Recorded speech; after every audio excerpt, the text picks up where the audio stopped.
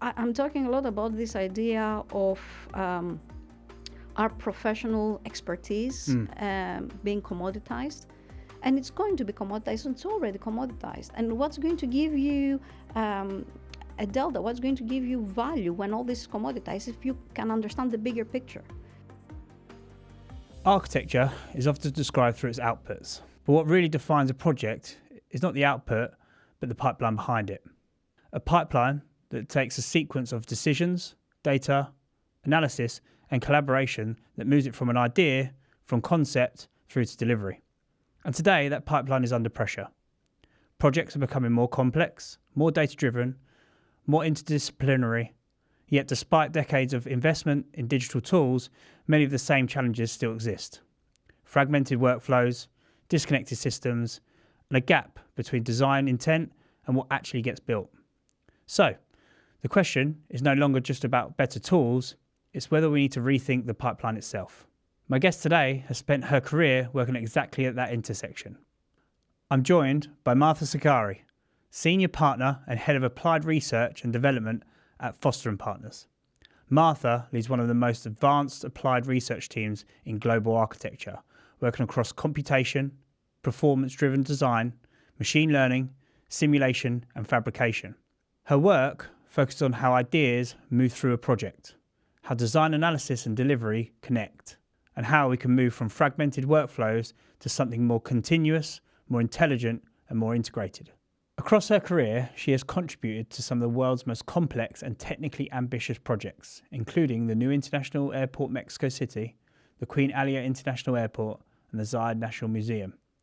She's also an associate professor at UCL, helping shape how the next generation of architects think about systems, data, and computation. In this episode, we explore what it really means to reinvent the pipeline, how computation changes the way decisions are made, while integration still breaks down in practice, and what the role of an architect becomes in a more connected system.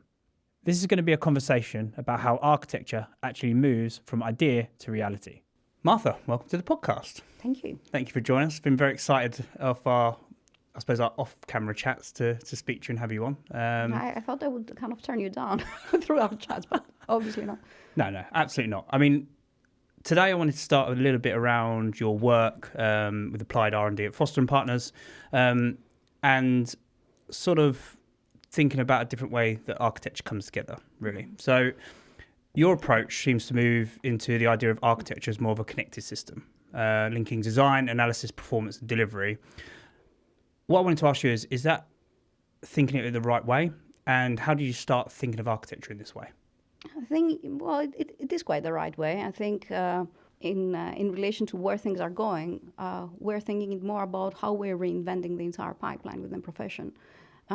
So the group in and of itself has a wide breadth and depth of expertise. So we started with kind of complex geometries, parametric generative design was our bread and butter 20 years ago. Mm-hmm. But then we very swiftly moved into real-time simulation and interactive applications, extended reality with immersive experiences, both in virtual and augmented reality, a lot around interoperability, connecting seamlessly software together, looking into robotics, smart buildings, Internet of Things, digital twins. We have been also doing quite a lot of work on optimization with genetic algorithms, configurators, performance-driven design applications, and of course, AI and machine learning. And all of these different pieces come together or become their own applications through bespoke tools that we have created. So in every single step of the design process, from conception to operation and beyond, we're kind of trying to think in which ways technology can help us reinvent the way we do things. And that reinvention, that systematic approach, and how to do this in a way that enhances creativity rather than feels like technology is stuck down your throat, requires very careful kind of strategic thinking and how to move forward, which is what we have been doing. And more so now with AI, especially in since 2018 that we've been doing it, we're more and more seeing that it's not even about creating a system, it's about reinventing the system altogether. Okay. You mentioned interoperability there, right? Mm-hmm. It's a big discussion point, but in previous podcasts and many of my conversations, we talk about siloed systems, things not being able to communicate and work together. Mm-hmm. How are you overcoming those challenges? Oh my God, that has been a discussion that has been going on in the industry since I started, right? And so at some point we realized at the office, okay, this is not something that vendors seem to want to solve for themselves, so let's solve it ourselves. So we developed our own bespoke tool called Hermes. For the record, all of our tools have ancient Greek mythological names or what have you, and I have not decided. So it's like, it's not my fault, but I like it. So Hermes is a messenger, and what it does, it can go from software to software, no matter where that software sits, in what part of the world, who's using it, and allows messages to go from one software to the other, where only the elements and the data that you need transfer from one software to the other in real time. So if you're making a change, let's say in a design, and you want that change to be reflected in your structural engineering, we have a way of connecting the two, and every change that you do, you can push directly. The structural engineers sync the change directly within their own software, and they can run their own analysis. So you're bypassing these huge cycles of, I'm doing something, now I need to export it, somebody needs to take it, clean it, import it, run the analysis, which is also something that we have been doing for many years for performance-driven design. So kind of diminishing that cycle to kind of from days or weeks to seconds, and having that real-time feedback is essential.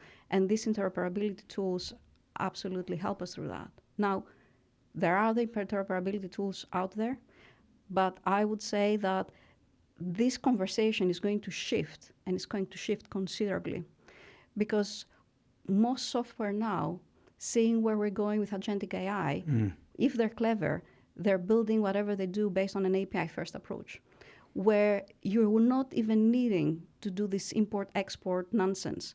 All you need to do is have agents that can tap into the different software through these open API approaches and go and tie these things together as and if there need to. And so this is where I think we're heading. Okay. So that entire question that consumed the industry for decades is going to be compressed to agentic workflows, and only the software who understand that and provide open API access will be able to, I think, move on. So as you mentioned, vendors aren't answering always the call on that. So are you seeing some of the, I suppose, new digital tools, new vendors that are coming onto the market, starting to build more this way to disrupt it? Or how am I saying new digital tools? You're in that industry. Like there's a digital tool every single second. Yeah, every week. And I think it's not a matter if you're seeing digital tools. What matters is what it is exactly that they're offering, right?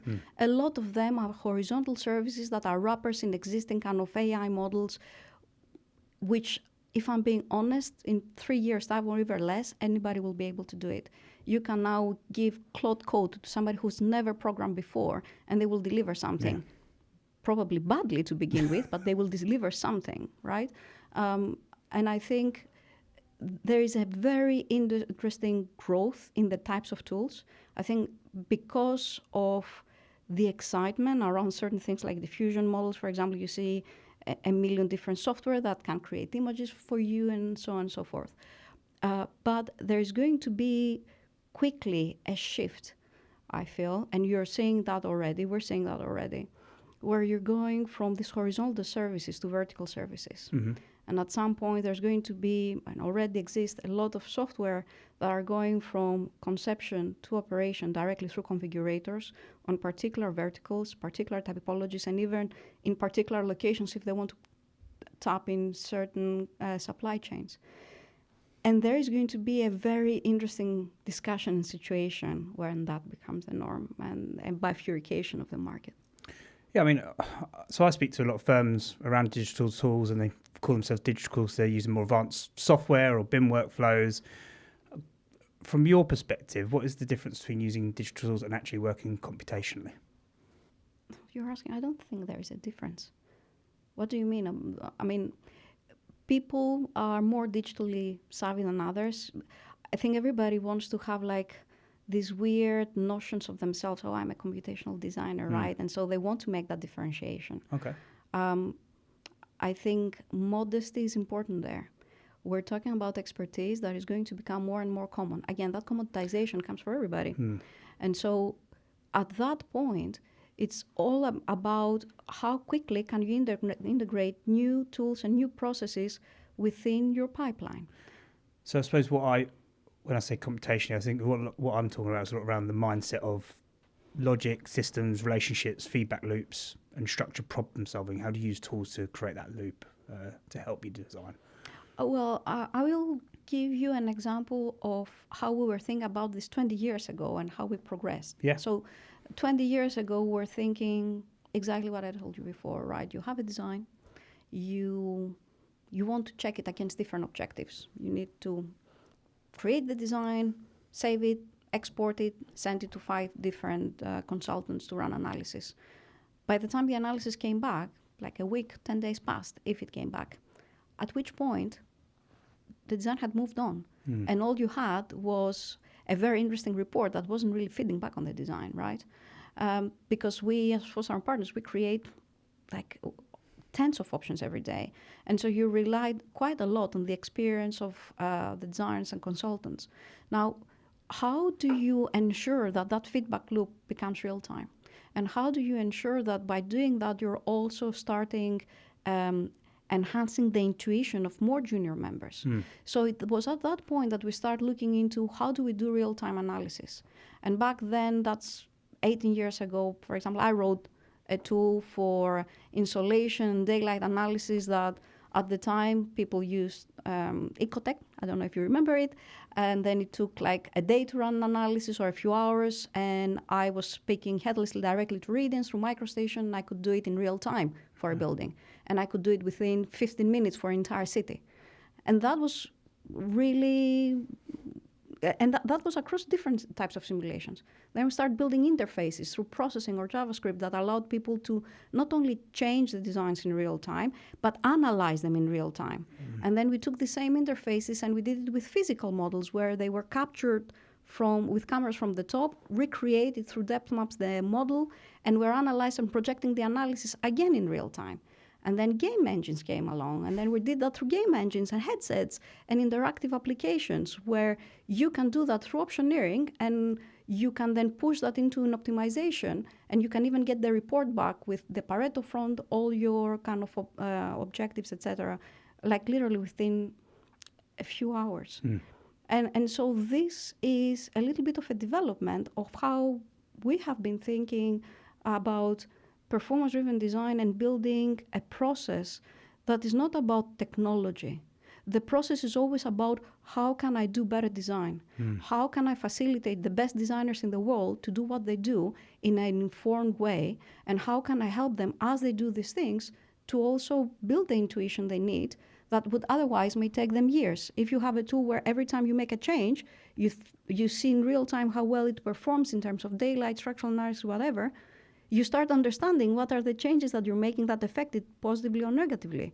When then you're getting an optimization, when you run hundreds of thousands of options with 9 objectives in 10 hours, and then you can see that on a city scale, and then you can start from optimal results or results that at least hit your objectives, that is a different conversation than starting from zero, right? It's not about technology for technology's sake. It's about using the best tools available and making them available to a design team in a way that doesn't seem difficult or intrusive for them to do their job better.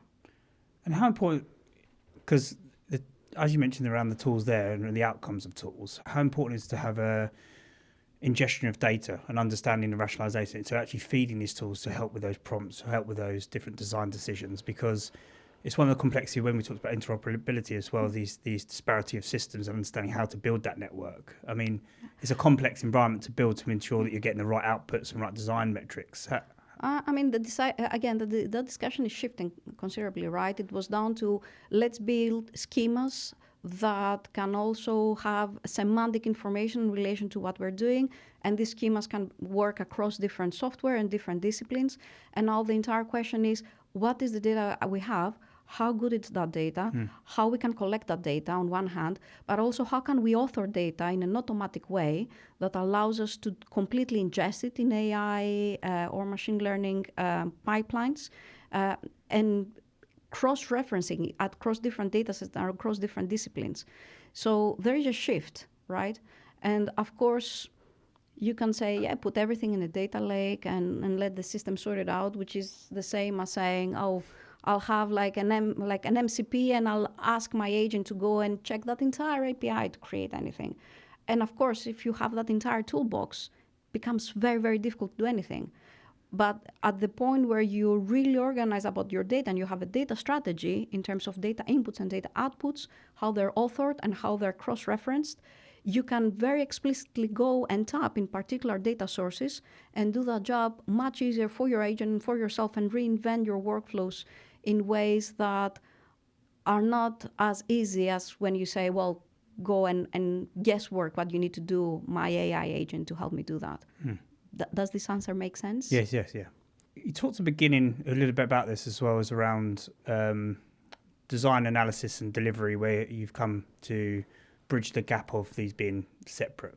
But are you still seeing them as separate stages, or are people now understanding it as a continuous process? Now, I would say on two parts. Foster & Partners is probably more advanced in connecting these, but what are you seeing as well across the industry? I personally never saw them as separate stages. All that I saw was that the existing pipelines and existing technology was not there to allow them to work in tandem as they should, and we built the tools to do that. And of course,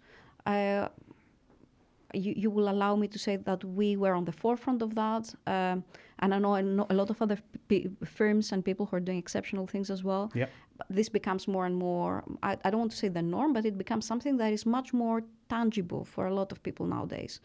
And a lot of technologies that exist out there, like whatever you can do with GPU computing, optics, and analysis that like we can now throw millions of rays in real time, for example, and analyze views or sunlight in a tower in New York with the entire New York context in real time as we're changing the building. That is only available because GPU computing made it so, right?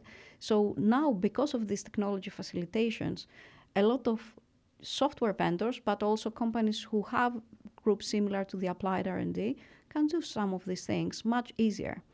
And again, I feel that if we have this discussion in 2-3 years' time, it's going to be even more different, because then we currently have to think very carefully about how we're creating the backend architecture, where we need to develop things, what is the front end, how we tie it with current design software.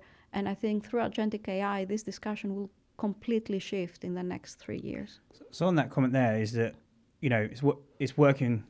It'll be interesting for your view about where it's working well today, and when does it reach limitations and it breaks and actually has an effect on the process, on this continuous process?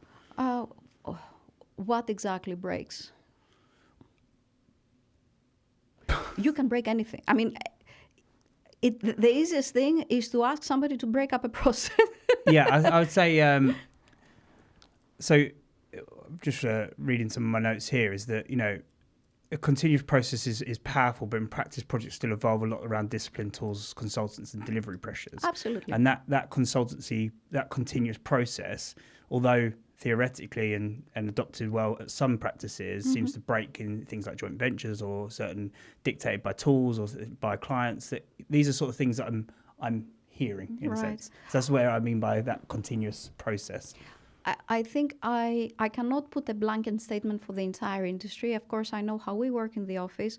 All I can say is that all the things you're saying are very possible in any sort of project, anywhere. I think it does. A lot of the things that you're mentioning are not only related to technology itself. They're related to culture and people. Because a lot of the times, and that is something that I feel people within technology, like us, like talking about technology and the opportunities that it gives, and we're pushing it forward as the one shiny thing that is going to solve everything, and if you cannot do it, it means that you don't know technology. And I think the problem comes from the other side. I think the problem comes from the fact that we are creating technological solutions that people cannot easily adapt to, and that's why AI has been picking up so much, because the adaptation needs to be very little. And I think there is also a cultural thing, because people tend to do things the way they want to do things within their comfort zone. Yeah. And the moment you ask them to go outside that comfort zone, unless you provide a lot of pillows for them to fall over, they're very unwilling to do that. So there is a cultural change that needs to come from the top in any sort of situations like that, which is not something that many people think, not certainly technology people think. And then there is the financial aspect, right? A lot of, and again, I don't want to generalize, but I will say, okay, a consultant is being brought in any project, not for some partners, I'm talking generally, to do a job with a particular fee, right? And that fee becomes cut. And they say the only amount of time that we have to work on that for that fee is that amount. And so in many cases, not that there is the technology or the workflow doesn't allow you to like have this continuous optimization, is that, you know, their fee or the time that they book in a project cannot support it. So that is to say that there are a lot of different reasons why this breaks up. And we shouldn't be pointing it to technology or the fact that technology is not properly adapted. And we need to be thinking about this holistically. Yeah. And the first people we should be thinking about is ourselves. People who provide technology facilitation, innovation to creative people. Are we doing this in a way that feels as easy as breathing? Are we helping them within something that they feel comfortable to be more creative and create more in a more continuous way? And I don't think that is a question most people within this spectrum are asking themselves. And that leads on to, I suppose, the role of an architect is changing. They are becoming more technologists. They sort of have to. The way I see it in the next 5-10 years, you know, the role of the architect is changing. How do you support that culture on a culture that potentially doesn't want to change, potentially want to protect their role as an architect? And I know we've talked a lot about this on the podcast, but as you said, the adoption of AI, the adoption of technology is going to continue to grow. Are you going to have much of a choice as an architect not to develop and change? I will go back to you with a question on that. Yeah. So back in the day, you and I needed to learn an array of different software. How long did it take you to learn a software in order to be able to use it? A couple of months, maybe. Couple of months? Yeah. Well, I was the queen of MicroStation, and it took me a good 6 months to a year to know everything I need to know for that software to be able to perform at the level that I could perform 20 years ago. I think you were learning harder software than me. Yeah, but yeah. And this is the type of software that architects needed to learn and to finesse what they could do in something like MicroStation, Revit, Photoshop, Max. You require to put a lot of time and a lot of effort. Absolutely. Do you think that the new software that are being developed, particularly through AI facilitation, require that level of engagement? The learning curve is completely different. So when you say that architecture is changing and everybody needs to become a technologist, I do not agree. Quite the opposite. I feel that a lot of this, do you need to be able to be agile and adapt to new processes? Absolutely. Do you need to go and learn hardcore software in the same way that you used to do 20 years ago or even 10 years ago? I would say absolutely not. And so there is a fine balance there, right? Is the balance between learning a software and honing your skill and being best you can on something that you're used day in and day out, or being able to adapt quickly to different workflows on software that you don't necessarily need to spend a year or 6 months to learn, but that can facilitate you. And so being able to change the different software and the different pipelines to help you do what you need to do faster. That then needs a facilitation from people like us on the back end to ensure that these pipelines can adapt very quickly, can change very quickly, that the financials work for the entire company, and that things can move on fast and decision-making can be happening fast. So I do not agree that an architect needs to become a technologist. I think architects, what they need to do is they need to hone their skill and understand what their value is in the design process, need to be able to be open-minded and adapt quickly, and understand where they're shifting. If you think that you have a bifurcating market where you're going to have the vertical configurators, automation at scale on one side, and you're going to have the bespoke service of that kind of drives the premium on the other side, and you have a squeezed middle where maybe you have new roles that have to do with new expertise, new things that we don't even know exist. Where in that spectrum do you need to be? And what are the value kind of proposition that you put in yourself in order to convince your client to hire you. What great advice. That's the best answer I've heard on that. It's not advice. I change. hate giving advice. Each person should give advice to themselves. All I'm telling you is what I see, and I'm not a medium. I can't predict the future. I'm only saying these things based on some educated guesses on things that I'm seeing happening, right? Well, we talked about, I suppose off camera, murmurings and talks about the change, and some concerned, some not concerned. But I suppose that answers a little bit around a mindset approach of considering where you fit and play and your role as an architect, right, I would say. So Absolutely. I mean, again, what is your value proposition? All the things that drove architectural education are going to be erased. Kind of automatic creation of drawings is coming. A lot of things within conceptual design is coming, like image making, movie making, detailed design, kind of cross-referencing of ideas. A lot of the things that architects were trained to do are going to be automated, or we're going to have provisions through software or agents that we can do these things much faster.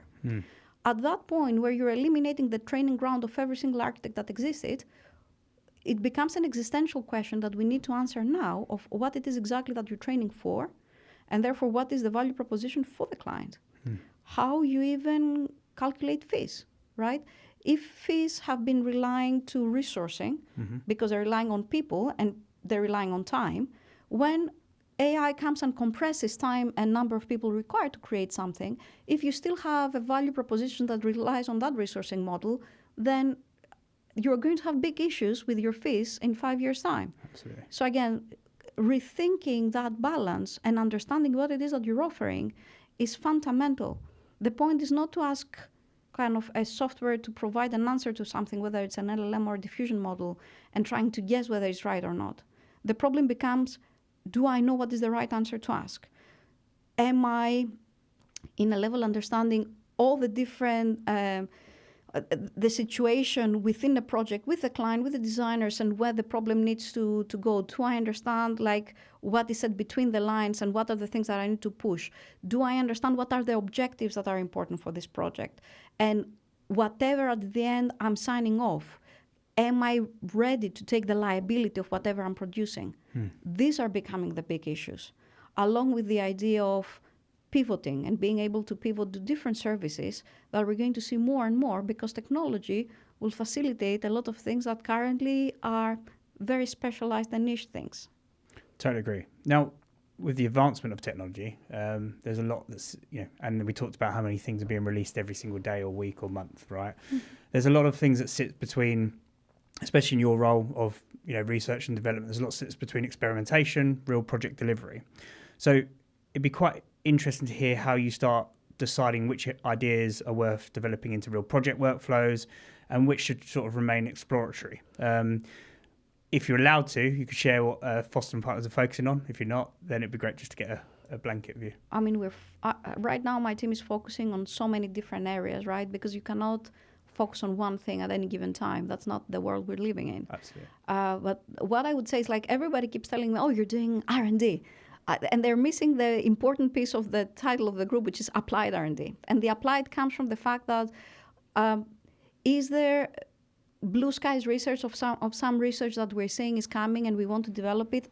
Absolutely. That's how we started with AI in 2018, knowing where things are going to head. That's how we're doing a lot of other things in the office. But that is not the majority. The majority is us working directly with studios and facilitating them in different things and understanding through the process what are the things that are missing and trying to think strategically how we can solve the overall problem, not just kind of solve one particular problem for one particular team. And then it's about understanding not just what happens within the industry, but what technologies exist outside the industry and how these technologies can help us fast track what we do.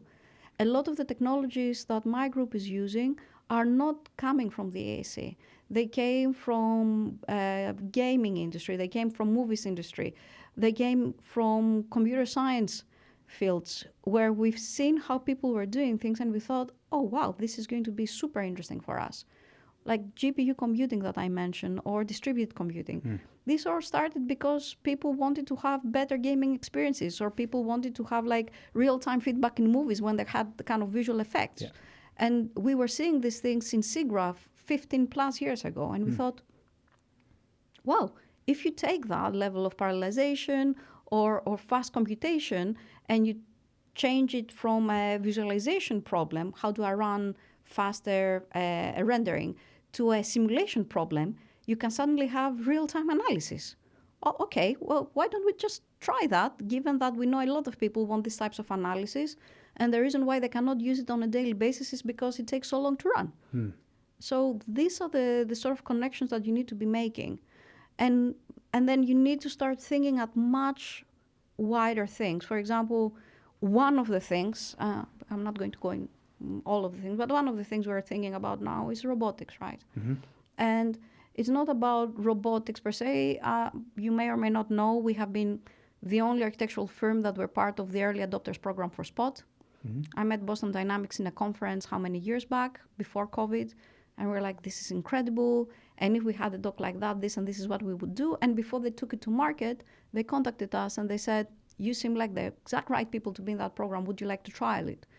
And we did for 3 months, because we had a plan, a business plan of what we want to do. And then they left it with us for more than a year and a half, because we're giving them so good feedback for their updates. But we saw something and we knew how we're going to use it. But beyond that, the way I'm thinking of robotics is, especially with robots, and as it was with immersive experiences, augmented and virtual reality, the ideas and the software were always ahead of where the hardware was. Right. What happens now with AI is that it facilitates the development of a lot of the hardware in relation to all the data and the knowledge we have. So I'm seeing a lot of the hardware being fast-tracked. When that happens, you're going to very quickly start having situations where you have human-robot interaction into built spaces. What does that mean? What does that mean for design? What is the blueprint for designing for a human-robot interaction space? What is the blueprint for a building that requires robot to move? For example, 90-degree corners are not as easy to navigate. When they need to go from one floor to another, how do they do that if they are not quadrupeds or they're on wheels? If they need to charge, where do they charge? If they need to basically cater for different needs, what are the logistics for that? Wow. And even more importantly, what happens when you and a robot are walking on the same corridor together, when there is no boundary condition? And that boundary condition is eliminated by a coexistence model. And we've heard in the past from back then Kiva and then Amazon Robotics, for example, that when they were doing research and they were saying that humans would bully robots. They will sit in front of them, not let them pass. So how do you start redefining those ideas of what it means to design for such a cohabitation? These are huge subjects, especially if you start looking into them in niches like hospitals, airports, academic and research facilities. And so these are the things that myself and my team are thinking about the future. And these are the type of discussions that we're having, along with the discussions of, well, we need to do a performance analysis and investigation on that small city-scale project against 10 criteria by tomorrow. Can we do that, please? Wow.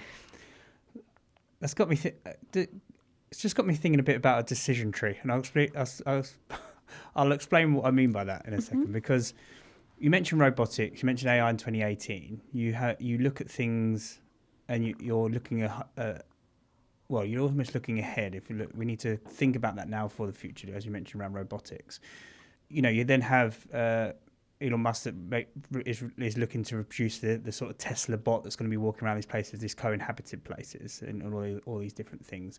Out of interest, how much do external factors, the things you're looking at, do you have a framework that you follow, or decision tree? When I say decision tree, in the infrastructure world, we talk around decision trees of this should sit there, that should sit there, based on certain workloads and work streams in an IT world. How do you guys get to a decision on what you should be focusing on? Why it's important to continue in terms of applied research and development in a sense, a bit like robotics. So you just talked about a very futuristic version there of we have to look at co-inhabitation of robots, people. How do you design for that? How do you make the decision on, well, early is this the right thing to focus on as a team? Which might be $1 million question, right? But it's a hard one. Well, we've been lucky. I don't know. I think it comes from a position of experience, I would say, and support. The one thing to say is that our office fully supports this type of endeavors, and having a board who are really understanding the value of this and how this is as important as doing the design that we do in order to be in the forefront of what we do within the industry, really creates an environment where innovation can blossom, right? And so that gives us a lot of reassurance and strength in what we do, because they wouldn't trust us if the decisions that we were making were not the right decisions. Now, I think it's all a matter of timing, technology, available projects where we can test certain things, and appetite. And all these different components need to work together. And so I will tell you that over time, I had ideas about different things that we could be doing. I was discussing with the team, and we were like, this is great, but this is not the right time potentially to do it. And then at some point, you know that the stars align because, well, a technology came in that makes that super easy, or a project comes in, or you're talking with a designer who's really keen to test that, or all these things together. So you see a use case that drives that initiative. Okay. Yeah, but it's not just a use case, but also for us, it's not a matter of doing something that is interesting that I can put on a paper and say, look how great we are. No. I actually have very little interest in that. That's why I don't have any social media. I don't care to say what I do or like how great we are. Yeah. What I care is that we facilitate like our designers to do fantastic architecture. And so it all comes down to how not only you can do a certain thing that is interesting, but how can you scale it up with financially good terms across a company of 2,500 people, and we are right now. Bearing in mind that my team is usually 1 to 1.5% of the total size of the company. So I have very few people to be able to try and deploy and deliver a lot of these things. And so we need to be like fast-tracking things like there's no tomorrow and do multiple things at the same time. And so it is a matter of like great technology and great opportunity, but it's also a matter of like, can I do this and scale it up so the entire team, the entire office can use it in a way that it's financially viable? And these are all things that you need to consider in this case. Yeah. It's very different to operate for a 10, 20, 100 people company. It's very different to operate for 2,500 people. And a lot of people, I've been finding that a 100-person company, and we talked about AI adoption and things like that. A lot of them stay in test phase. And I've talked about, I speak to a lot of companies that are still playing, but they stay in a test phase. And when I talk about getting to BAU, it means that your whole office has been able to use it. How do you get to that adoption framework? How do you apply that from your team of understanding it and then getting offices to use it? So the way that we're usually developing anything nowadays is very much as if we are a software shop. So what we will do is if we decide that something is a good idea for all the reasons I mentioned before, we will start building sort of an architecture for the backend and the front end, what we think we need to deliver. But then we will go and address the issue with the people who are going to use it. So we're going to do customer discovery across the office. And sometimes we do customer discovery also outside the office, as we did with Cyclops that we made publicly available for free. And based on the customer discovery, we do not assume that we know the solution. Sometimes the problem that you think you're solving is not the actual problem, and there are other issues that you need to address before you actually solve the problem that people need to have. Well, in some cases also, you give people what they need and not what they want. But and so we do that, and then we start building an MVP, a minimum viable product. We will have an alpha testing of the MVP amongst ourselves and with a smaller group of people to understand how easy it is, whether we need to make updates on the interface, and also costs, especially when you have to deal with tokenization nowadays and like paying costs with APIs and all that.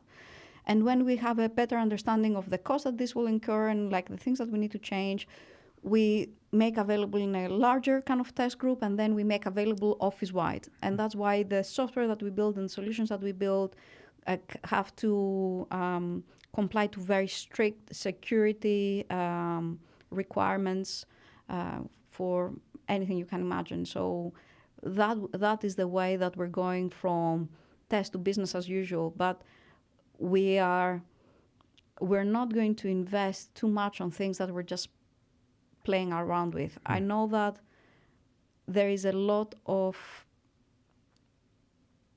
people in the industry within the domain that I operate that love technology and love to challenge themselves, and in many cases love to reinvent the wheel just to be able to say that they did it themselves.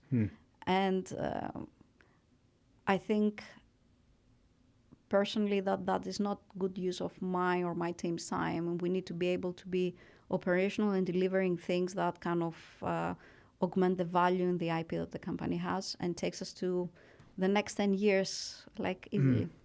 And how's your, just out of interest, I mean, speak across quite a few practices. Some practices are very much a bottom-up approach. They take a lot of testing, a lot of inspiration from the architectural level, so the end users or your customers in a sense, in terms of your own users.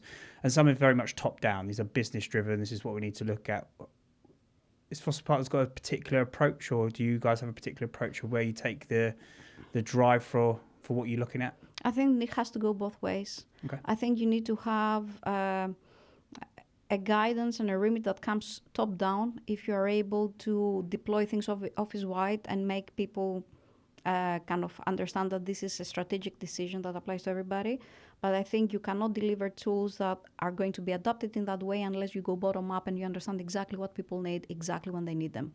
And so it needs to go both ways. And I think if you go one way or another, you're missing something in the translation there. Brilliant. So I want to go back to a bit about some of the complex projects you've worked on. I've got some here in the notes. This is the new International Airport, Mexico City, Queen Alia International Airport, and the Zayed National Museum.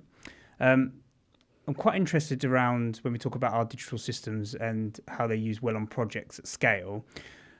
What do they change most? And I'm talking about this continual process. What have you seen from an output, from speed, quality, coordination, performance, or ambition or design itself? Where are you seeing the biggest output when you're starting to get feedback, the continuous loops, the right digital tools all integrated together? Or all of the above? Yeah, I mean, in most of these projects that you mentioned, there was that from beginning to end because we're integrating the team quite early on, and we worked throughout. Some of them are delivered projects, and that some of them never got finished, like Mexico City Airport never got finished, which was the one that got away really.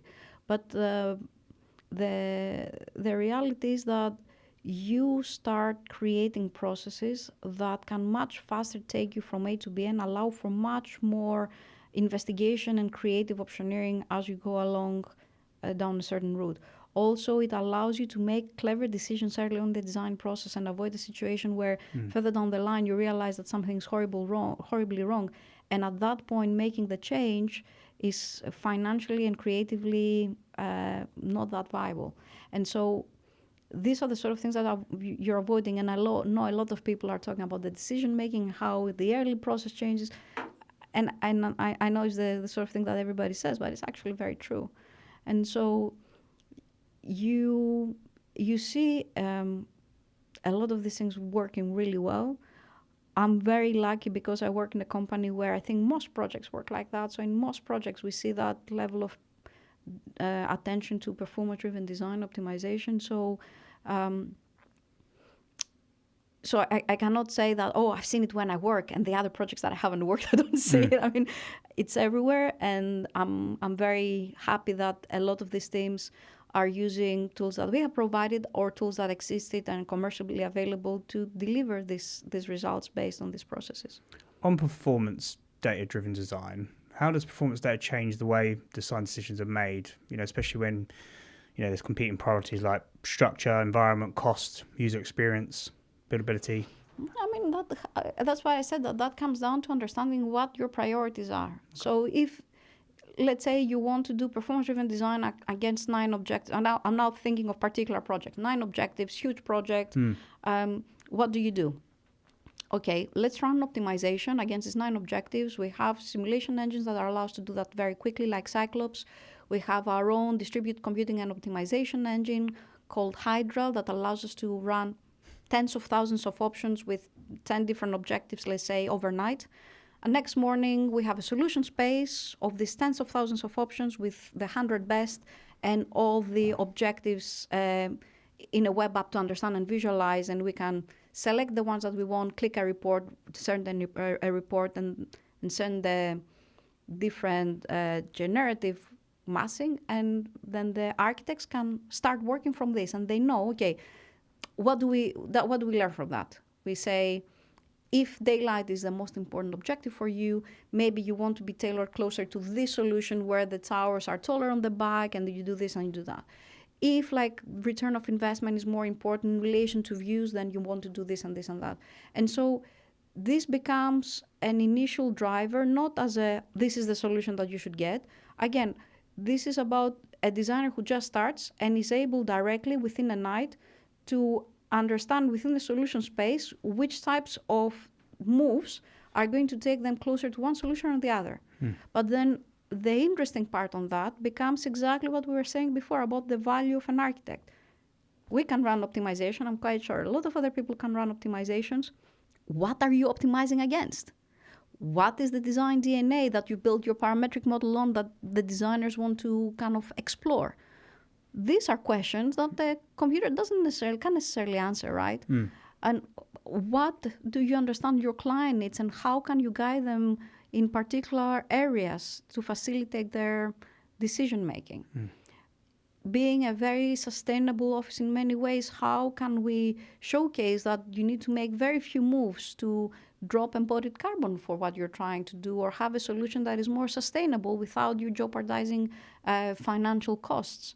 And so these are the type of things that are really interesting and drive the conversation forward. The technology and how you get there are side steps in a way that just make this discussion possible.